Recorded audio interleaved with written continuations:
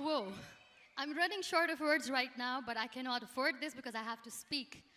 Thank you so much for all the love, for all the warmth. Thank you for accepting me. Thank you very much.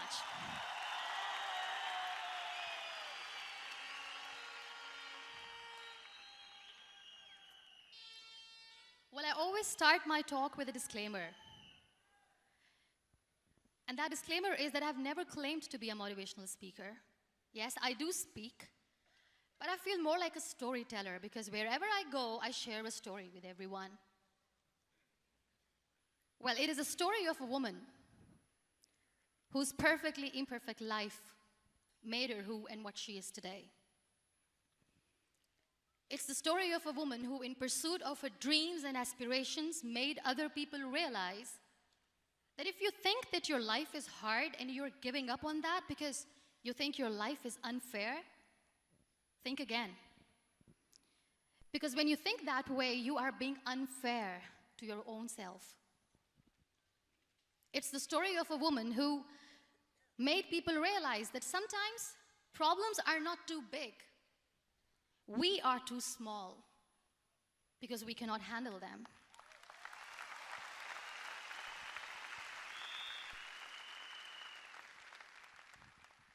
It is the story of a woman who with time realized that real happiness doesn't lie in success, money, fame. It lies within. Real happiness lies in gratitude. So I am here, and I'm going to share the story of that woman. That is my story. The story of gratitude.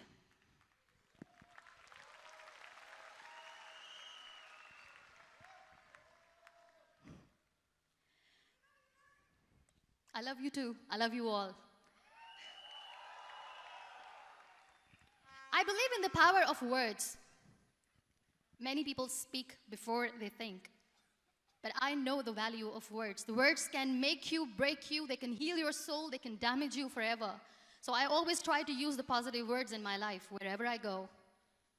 They call it adversity, I call it opportunity. They call it weakness, I call it strength.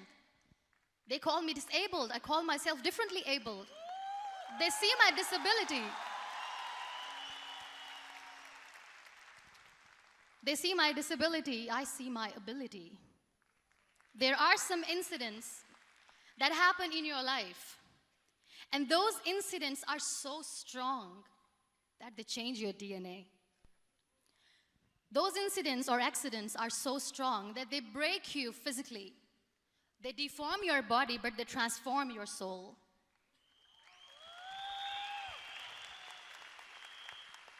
Those incidents break you, deform you, but they mold you into the best version of you.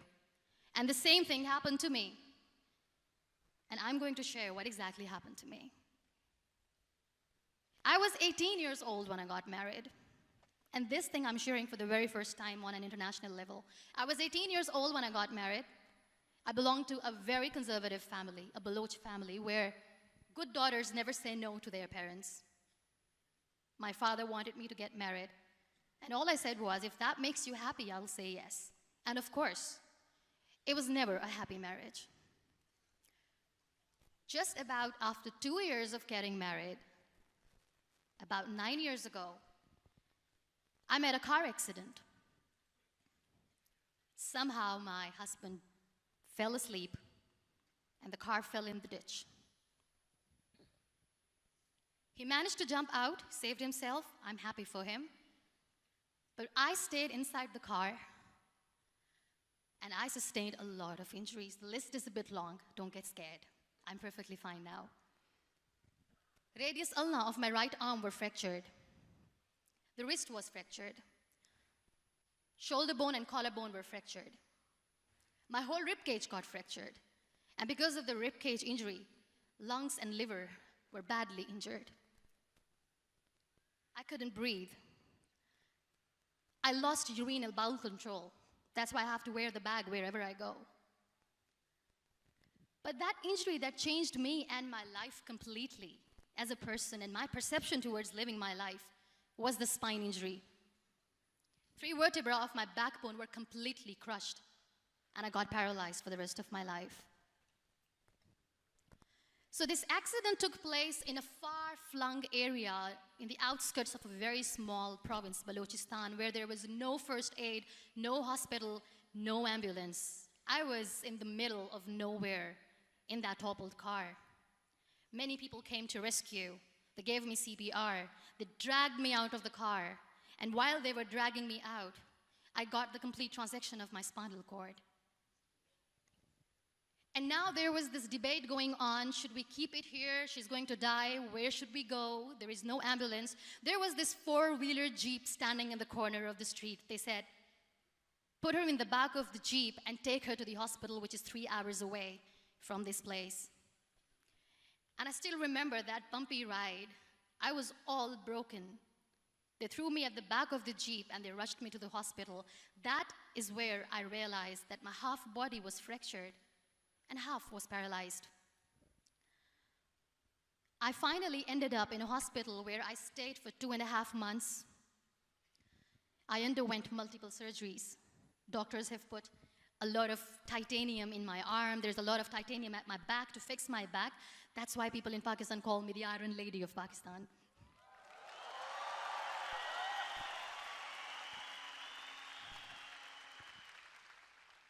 Sometimes I wonder how easy it is for me to describe all this all over again. And somebody has rightly said that when you share your story and it doesn't make you cry, that means you have healed.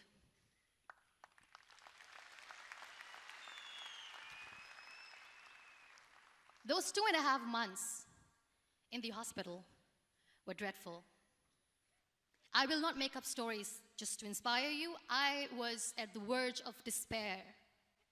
One day, doctor came to me and he said, well, I heard that you wanted to be an artist, but you ended up being a housewife. I have a bad news for you.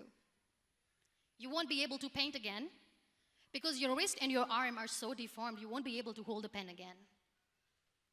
And I stayed quiet. Next day, doctor came to me and said, your spine injury is so bad, you won't be able to walk again. I took a deep breath and I said, it's all right.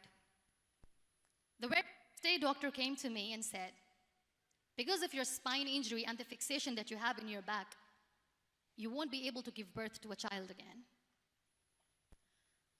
That day, I was devastated. I still remember, I asked my mother, why me? And that is where I started to question my existence. Why am I even alive? What's the point of living? I cannot walk, I cannot paint, fine. I cannot be a mother. And we have this thing in our heads, being women, that we are incomplete without having children. I am going to be an incomplete woman for the rest of my life. What's the point? People are scared. They think I will get divorced. What is going to happen to me? Why me? Why am I alive? We all try to chase this tunnel. We all do this because we see light in the end of the tunnel, which keeps us going. My dear friends, in my situation, there was a tunnel that I had to roll on, but there was no light. And that is where I realized that the words have the power to heal the soul. My mother said to me, this too shall pass. God has a greater plan for you. I don't know what it is, but He surely has.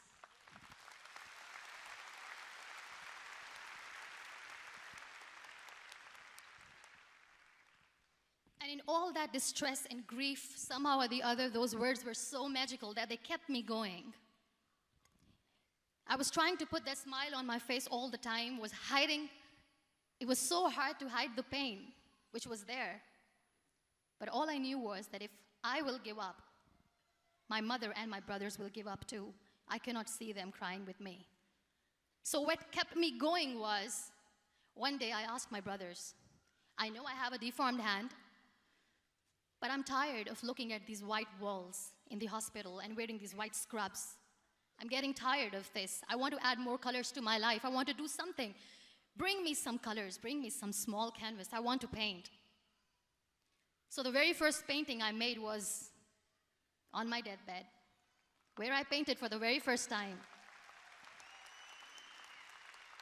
It was not just an art piece or just my passion. It was my therapy. What an amazing therapy it was. Without uttering a single word, I could paint my heart out. I could share my story. People used to come and say, "What lovely painting, so much color." Nobody could see the grief in it. Only I could. So that's how I spent 2.5 months in my hospital, crying, never complaining or whining, but painting. And then I was discharged, and I went back home. And I went back home, and I realized that I had developed a lot of pressure ulcers on my back and on my hip bone. I was unable to sit. There were a lot of infections in my body, a lot of allergies. So doctors wanted me to lie down on the bed straight for not 6 months, for not 1 year, for 2 years. I was bedridden, confined in that one room, looking outside the window, listening to the birds chirping, and thinking maybe there will be a time when we'll be going out with the family and enjoying the nature. That was the time where I realized how lucky people are, but they don't realize.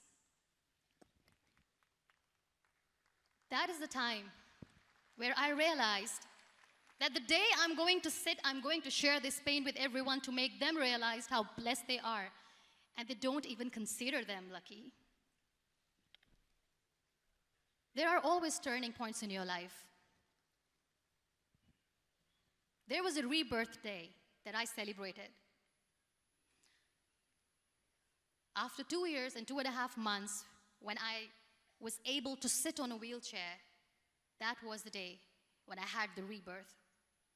I was a completely different person. I still remember the day I sat on the wheelchair for the first time, knowing that I'm never going to leave this, knowing that I won't be able to walk for the rest of my life. I saw myself in the mirror, and I talked to myself. And I still remember what I said. I cannot wait for a miracle to come and make me walk. I cannot sit in the corner of the room crying, cribbing, and begging for mercy because nobody has time. So I have to accept myself the way I am. The sooner, the better. So I applied the lip color for the first time.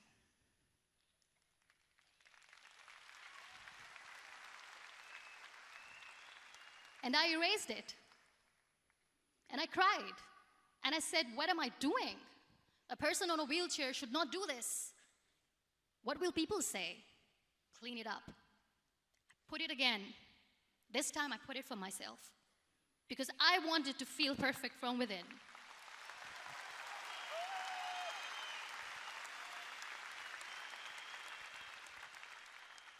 And that day I decided that I'm going to live life for myself. I am not going to be that perfect person for someone. I am just going to take this moment and I will make it perfect for myself. And you know how it all began? That day I decided that I'm going to fight my fears. We all have fears. Fear of unknown, fear of known, fear of losing people, fear of losing health, money. We want to excel in career, we want to become famous, we want to get money. We are scared all the time. So I wrote down one by one all those fears. And I decided that I'm going to overcome these fears one at a time. You know what was my biggest fear? Divorce. I couldn't stand this word. I was trying to cling on to this person who didn't want me anymore, but I said no. I have to make it work. But the day I decided that this is nothing but my fear, I liberated myself by setting him free. And I made myself emotionally so strong that the day I got the news that he's getting married, I sent him a text that I'm so happy for you and I wish you all the best. And he knows that I pray for him today.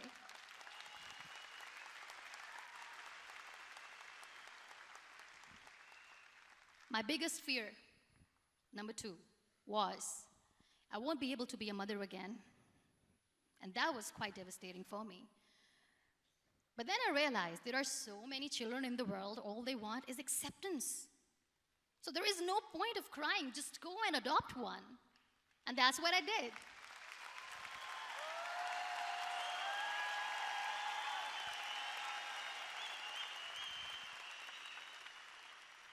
I gave my name in different organizations, different orphanages.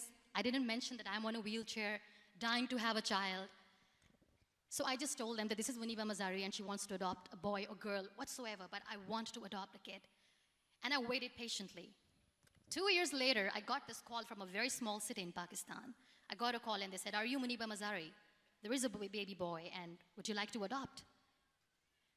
And when I say yes, I could literally feel the labor pain. I said, yes, yes, I am going to adopt him. I am coming to take him home.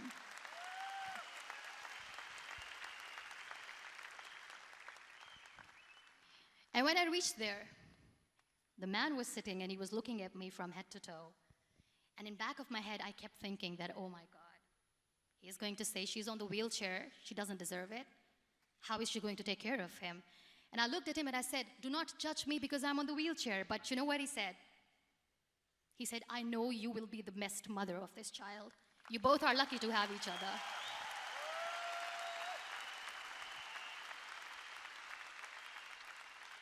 And that day, I was 2 days old, and today he's 6.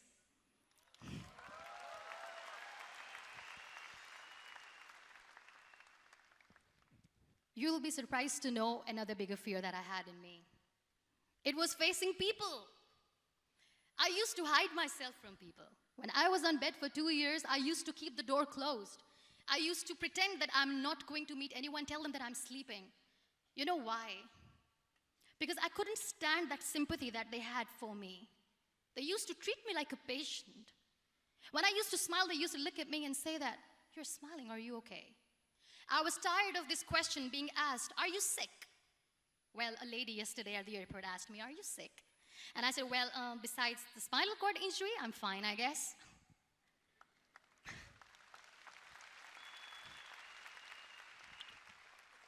But those are really cute questions. They never used to feel cute when I was on the bed. So I used to hide myself from people, knowing that, oh my God, I'm not going to see that sympathy in their eyes. It's all right. And today I'm here speaking to all these amazing people because I have overcome the fear.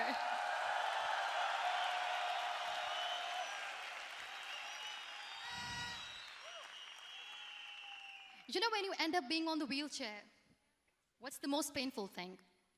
That's another fear that people on the wheelchair, or the people who are differently abled, have in their hearts, but they never share. I'll share that with you. The lack of acceptance. People think that they will not be accepted by the people because we, in the world of perfect people, are imperfects. So I decided that instead of starting an NGO for disability awareness, which I know will not help anyone, I started to appear more in public. I started to paint. I always wanted to. I have done a lot of exhibitions. I'm Pakistan's first wheelchair-bound artist. I have done a lot of modeling campaigns, different campaigns for brands like Tony and Guy.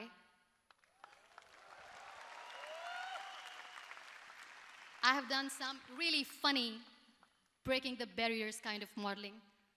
There was this one by the name Clown Town where I became a clown because I know that clowns have hearts too.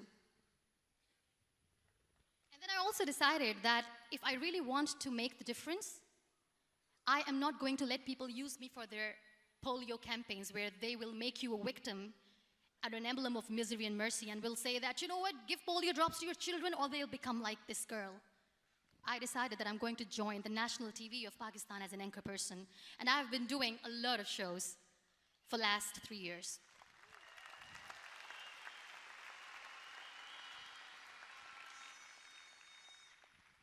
So when you accept yourself the way you are, the world recognizes you. It all starts from within. Thank you. I became the National Goodwill Ambassador for UN Women Pakistan, and now I speak for the rights of women, children. We talk about inclusion, diversity, gender equality, which is a must. I was featured in BBC 100 Women for 2015. I'm one of the Forbes 30 under 30 for 2016. And it all didn't happen alone. You all are thriving in your careers. You have bigger dreams and aspirations in life. Always remember one thing. On the road to success, there is always we, not me. Do not think that you alone can achieve things. No. There is always another person who is standing behind you maybe not coming on the forefront, but behind you, praying for you and supporting you. Never lose that person. Never.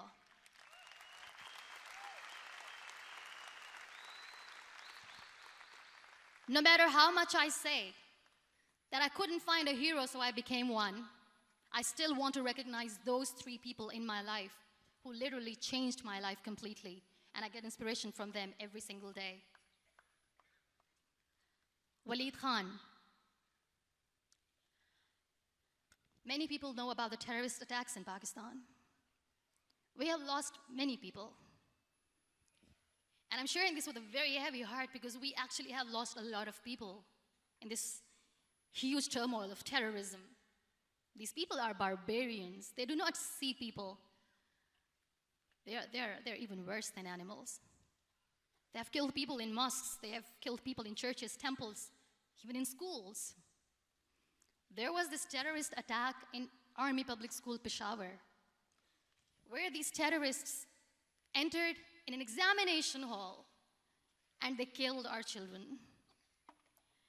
And in that attack, that day, this beautiful boy, Waleed Khan, who was my hero, my real-life hero, was the proctor who was taking care of the students, was keeping an eye on the students. Those barbarians shot him 3 times in the face, 5 times on his body, and he fell down. I was asked to give a talk in the school after a week of that terrorist attack.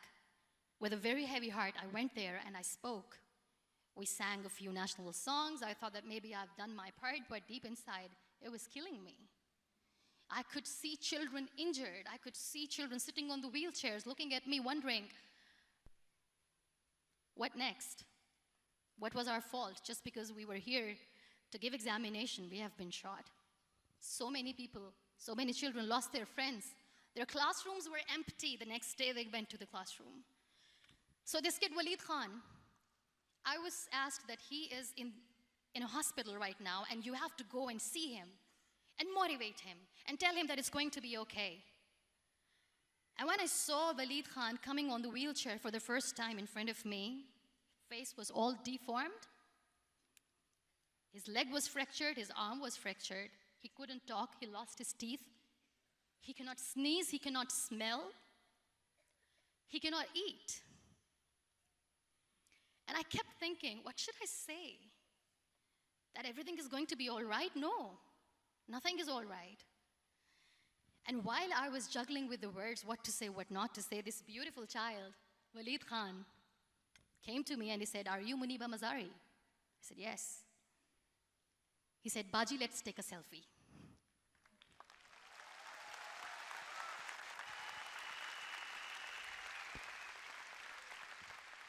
And with that beautiful, toothless smile of Waleed Khan, we took that beautiful selfie that I still have with me. I don't share that here because he was in a very bad shape that time. And that is where I realized that when I was thinking too much about his deformities, he's happy with himself. He doesn't even care.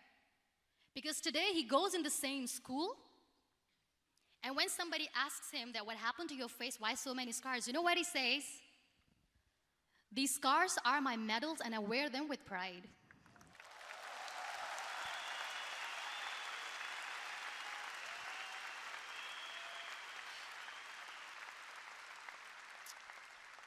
And how beautifully he says, "The terrorists wanted me not to study. I am going to study. I will become a doctor one day.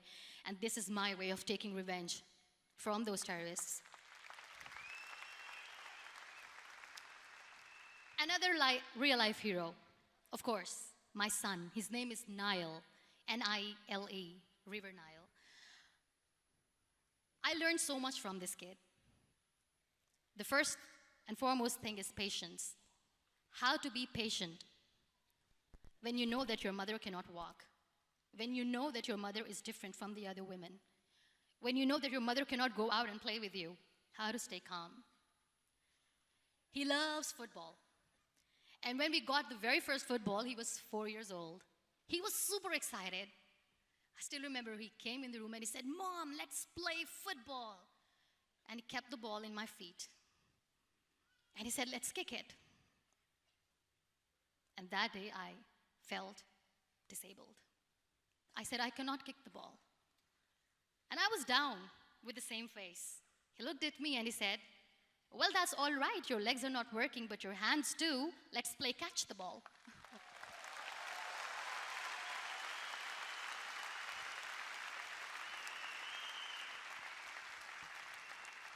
You know what? That day, he made me realize that when you think your glass is half empty, come on, your glass is half full. It's all in here and here. Last but not least, the woman who made me realize that heroes have no gender. The woman who believed in me even when I was completely at the verge of despair, where everybody left, she was there. And every time I looked at her, without saying anything, she used to look at me and said, this too shall pass. God has a bigger plan. And one day you will say that, oh my God, that is why God has chosen me. She never cried in front of me. She has always said that there will be haters, there will be naysayers, there will be disbelievers, and then there will be you proving them wrong. My mother.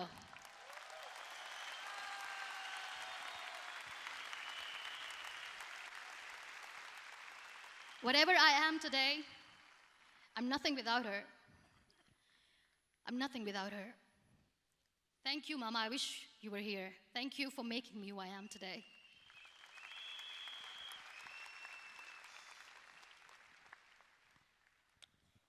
You know what? We human beings have a problem. Out of many problems, there is one more, and this is self-created one. We always expect ease from life. We have this amazing fantasy about life. This is how things should work. This is my plan. It should go as per my plan. If that doesn't happen, we give up. So my dear friends, let me tell you one thing. I never wanted to be on the wheelchair. Never thought of being on the wheelchair. I was always aspiring to do bigger things, but had no idea that for that I have to pay the price to be where I am today. It's a very heavy price. This life is a test and a trial, and tests are trials are never supposed to be easy. So when you are expecting ease from life, and life gives you lemons, then you make the lemonade, and then do not blame life for that, because you were expecting ease from a trial. Trials make you a stronger, better person. Life is a trial, and with time you realize that.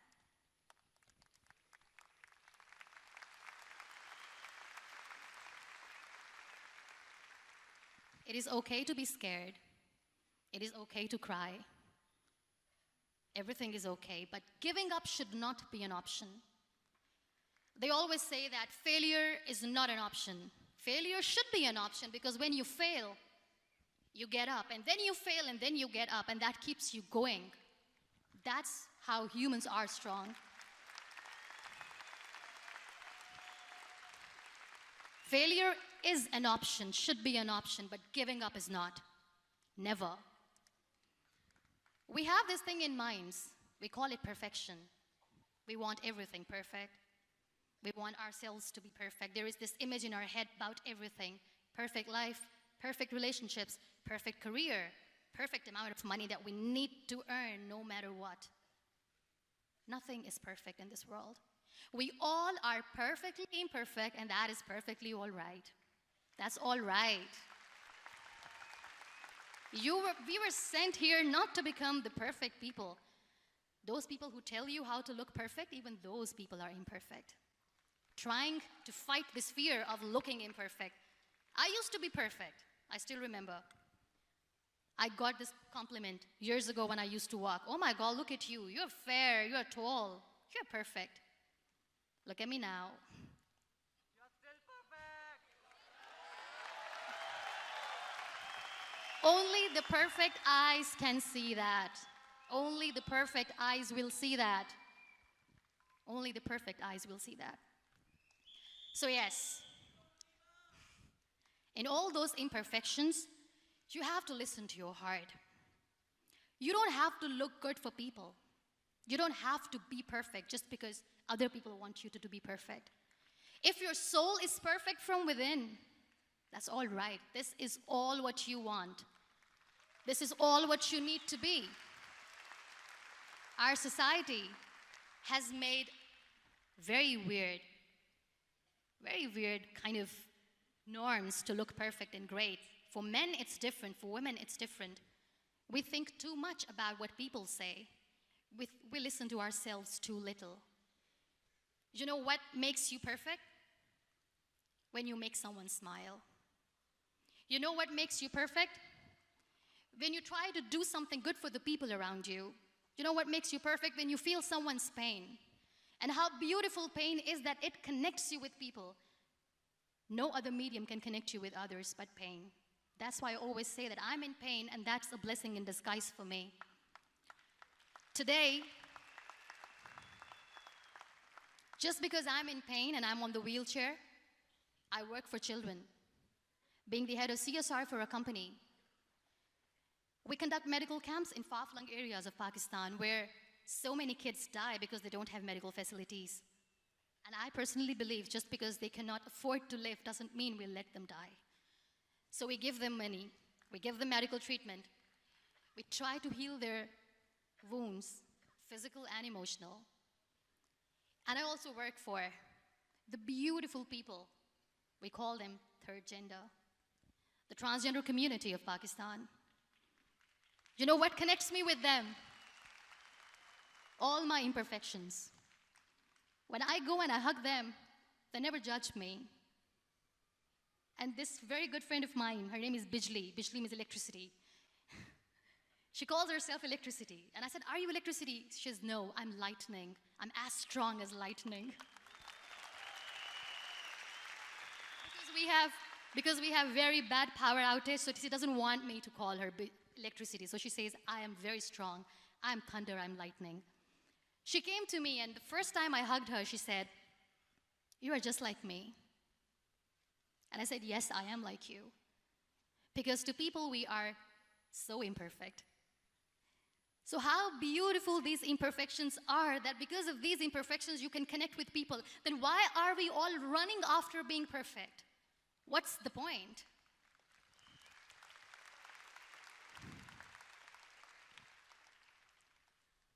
Every time I go in public, I always smile. There's always a big toothy smile on my face, and people ask me, don't you get tired of smiling all the time? What's the secret?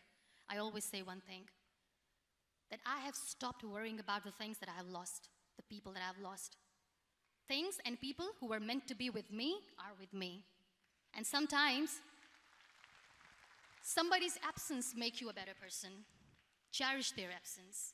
It's always a blessing in disguise. I always say that people are so lucky they don't even realize. You must be thinking, okay, you're lucky in what sense? Well, the breath that you just took was a blessing. Embrace it.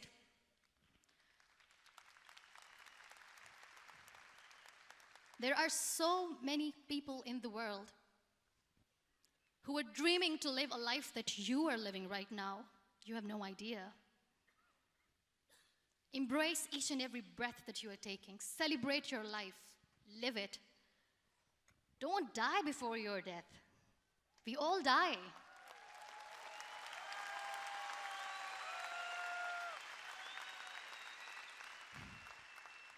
We live this one routine of a day for 75 years and we call it life. No, that's not life. If you're still thinking why you have been sent here, if you're still juggling with the concept of why you are here, you haven't lived yet. You work hard, you make money, you do it for yourself. That's not life. You go out, you seek for people who need your help, you make their lives better. You become that sponge which can absorb all the negativity, and you become that person who can emit beautiful, positive vibes. And when you realize that you have changed someone's life, and because of you, this person didn't give up, that is the day when you live. Always.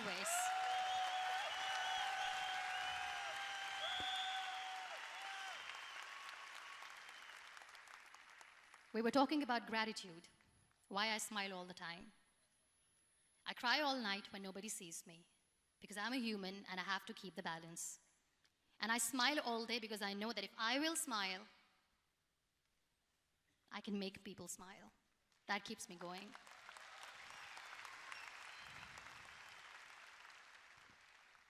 Be grateful for what you have. And you will always, always end up having more. But if you'll cry and if you'll crib for the little things that you don't have or the things that you have lost, you will never ever have enough.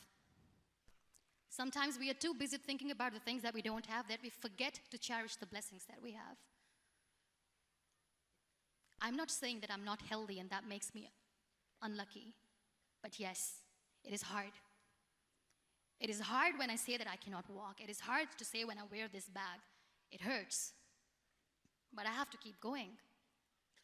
Because never giving up is the way to live, always.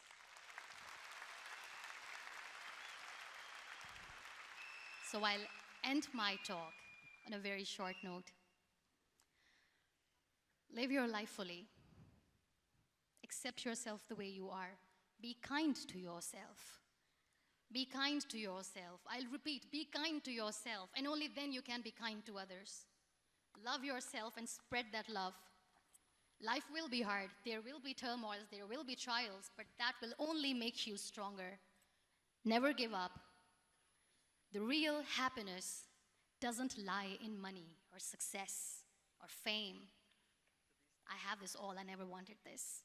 Real happiness lies in gratitude. So be grateful, be alive, and live every moment. Thank you so much, everyone. Thank you. We Malaysia. Muniba, mazari.